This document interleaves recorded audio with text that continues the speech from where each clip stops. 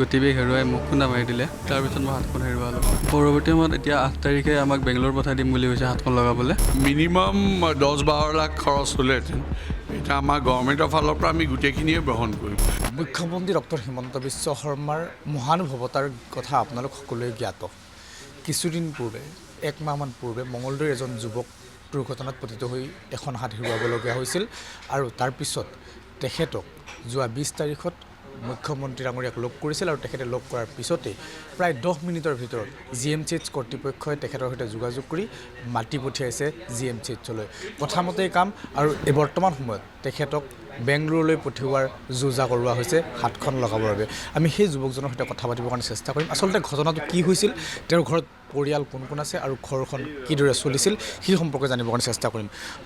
পোনপ্ৰথমে আপোনাৰ পৰা সেই ঘটনাটোৰ সম্পৰ্কে জানি, যিটো ঘটনাৰ পৰা আপোনাৰ হাতখন হেৰুৱাব লগা হ'ল, কেনেকুৱাকৈ কি হৈছিল আচলতে? মে' মাহৰ 9 তাৰিখ আছিল সিদিনা। তাৰপিছত মোৰ খুৰাৰ ছোৱালীজনী অপাৰেশ্যন হৈছিলে, বা টিউমাৰ অপাৰেশ্যন হৈছিলে জেপচনছত। তাৰ পৰা মই আনিব গৈছিলোঁ, লৈ কিনে ঘূৰি আহি থাকোঁতে ঘৰলৈ। তাৰপিছত ইফালৰ পৰা মানে তেজপুৰ অভিমুখী ট্ৰাক এখনে মোক খুন্দা মাৰি দিলে। তীব্ৰবেগী ট্ৰাক এখন আছিলে, এই গতিবেগ হেৰুৱাই মোক খুন্দা মাৰি দিলে। তাৰপিছত মই হাতখন হেৰুৱালোঁ। পৰৱৰ্তী সময়ত আপুনি চিকিৎসা ক'ত কেনেকৈ কৰি আছিল আৰু বৰ্তমান সময়ত যিহেতু GMCH আপোনাক যোগাযোগ কৰিছে, মুখ্যমন্ত্ৰী মহোদয় কেনেদৰে লগ কৰিলে আৰু কেনেদৰে তেওঁৰ পৰা সহায় লাভ কৰিবলৈ সক্ষম হ'ল? ছাৰ যোৱা পৰহি মানে 20 তাৰিখ আছিলে সেইদিনা। 20 তাৰিখে আমাৰ মঙলদৈত গৈছিল স্কিল ইউনিভাৰ্চিটি আৰু বাইপাছৰ কাম চাবলৈ। তেতিয়া আমি ছাৰক লগ ধৰি কিনে এখন এপ্লিকেশ্যন দিলোঁ। তাৰপিছতে আমাৰ অভিজিত ছাৰে মোক ফোন কৰিলে, ফোন কৰি কিনে ইয়াতে মাতিলে। মাতাৰ পিছত এতিয়া সম্পূৰ্ণ ব্যৱস্থা কৰি দিছে। পৰৱৰ্তী সময়ত ক'লৈ নিয়াৰ ব্যৱস্থা কৰিব বা কেনেকুৱা ধৰণে কি ব্যৱস্থা কৰি দিছে অকণমান জানিব পাৰিলে ভাল লাগিব। পৰৱৰ্তী সময়ত এতিয়া 8 তাৰিখে আমাক বেংগলোৰ পঠাই দিম বুলি কৈছে হাতখন লগাবলৈ। এতিয়া যাব লাগিব আৰু হাতখন লগাব। ঘৰত কোন কোন আছে আৰু ঘৰখন কেনেদৰে চলি আছিল ইমান দিনে, আৰু এতিয়া কিছু অসুবিধাৰ সৃষ্টি হ'ব নেকি? ঘৰত মোৰ মা আছে আৰু ভাইটি আছে। ভাইটি সৰুৱে আছে। ঘৰখন মই বেলেগৰ গাড়ী চলাই আছিলোঁ। দেউতা ঢুকাব 2 বছৰ হৈছে। এনেকৈ চলাই আছিলোঁ মই ঘৰখন। সমস্যা হ'ব, নোহোৱা নহয়, কাৰণ মই একমাত্ৰ ঘৰখন চলাই আছিলোঁ। মাও ইমান হেৰি নাই।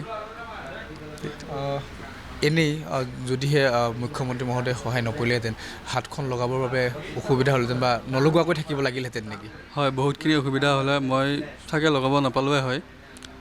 তেখেতক মই বহুত বহুত ধন্যবাদ জনাইছোঁ। আৰু লগতে দিলীপ শইকীয়া ছাৰো আছিলে সেইদিনা, যিদিনা আছিলে। এই ছাৰ যিদিনা গৈছিল, দিলীপ শইকীয়া ছাৰ আছিল আৰু আমাৰ MLA বসন্ত দাস দেৱো আছিল। তেওঁলোকেও বহুতখিনি সহায় কৰিছে। তেওঁলোকক চবকে মই বহুত বহুত ধন্যবাদ জনাইছোঁ। হয়তো বহুত টকাৰ প্ৰয়োজন হ'লহেঁতেন, এতিয়া হয়তো সেইখিনি আপোনাৰ বিনামূলীয়াকৈ এতিয়া হাতখন লগাব পাৰিব। এই মুখ্যমন্ত্ৰীগৰাকীৰ এই মহানুভৱতাক অসমৰ জনসাধাৰণে দেখিছে আৰু আপুনিতো নিজেই লাভ কৰিলে, এই সম্পৰ্কে কি ক'ব বিচাৰিব?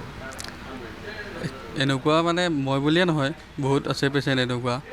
মোৰ লগতে সকলোৱে এনেকুৱা সুবিধা পাওক, সেয়ে বিচাৰোঁ আৰু ছাৰক বহুত বহুত ধন্যবাদ জনাইছোঁ। আৰু আপোনাৰ নামটো জানিব বিচাৰিম আচলতে? আমি নামটো জুবিন মহন্ত। ঘৰ পুনিয়া, মঙলদৈ পুনিয়া। আচলতে এই ধৰণৰ এটা অত্যন্ত দুখ লগা দুৰ্ঘটনাত নিজৰ হাতখন হেৰুৱাৰ পিছত মুখ্যমন্ত্ৰীগৰাকীৰ মহানুভৱতাৰ ফলতেই আজি জুবিন মহন্ত নামৰ সেই যুৱকজনে হাতখন লগাবৰ বাবে বিনামূলীয়াকৈ উৰা মাৰিব বেংগলোৰলৈ। এই মহানুভৱতাৰ প্ৰতি তেওঁ কৃতজ্ঞতা জ্ঞাপন কৰিছে। লগতে সমগ্ৰ অসমবাসী ইতিমধ্যে দেখিছে মুখ্যমন্ত্ৰীগৰাকীৰ মহানুভৱতাক, আৰু এনে মহানুভৱতা সদায় অটুট থাকক তাৰে কামনা কৰিছে জুবিন মহন্তই। জুবিন মহন্ত নামৰ সেই যুৱকজনে হাত এখন হেৰুৱাইছিল আৰু সেই হাতখন লগাবৰ কাৰণে বেংগলোৰলৈ পঠিয়াই দিব GMCH কৰ্তৃপক্ষই ইতিমধ্যে যোজা কৰিছে। মই আপোনাৰ পৰা জানিব বিচাৰিম, কিমানমান টকা খৰচ হ'লহেঁতেন যদি তেওঁ ব্যক্তিগতভাৱে বেংগলোৰলৈ গৈ হাতখন লগাবৰ কাৰণে চেষ্টা কৰে? মিনিমাম 10-12 লাখ খৰচ হ'লেহেঁতেন। এতিয়া আমাৰ গভৰ্ণমেণ্টৰ ফালৰ পৰা আমি গোটেইখিনিয়ে গ্ৰহণ কৰিম। As per direction of honourable CM ছাৰে কৈছে কি যিয়ে খৰচ হয় গোটেইখিনি কৰি ল'বলৈ। আৰু এনেকুৱা ধৰণৰ আচলতে তেওঁৰ আগতেও ছাৰে এনেকুৱা ধৰণৰ কেছ পঠাইছে। এজন পুলিচ কনষ্টেবলৰ ভৰি এখন এয়াওঁতে ছাৰে গোটেইখিনিয়ে গভৰ্ণমেণ্টৰ থ্ৰুদি গ্ৰহণ কৰাইছিল। সেই মোৰ এতিয়াও মনত আছে, তেখেতৰো বিল এপ্ৰক্সিমেটলি 15-20 লাখ হৈছিলে। সেই গোটেইখিনিয়ে গভৰ্ণমেণ্টে দিছিল।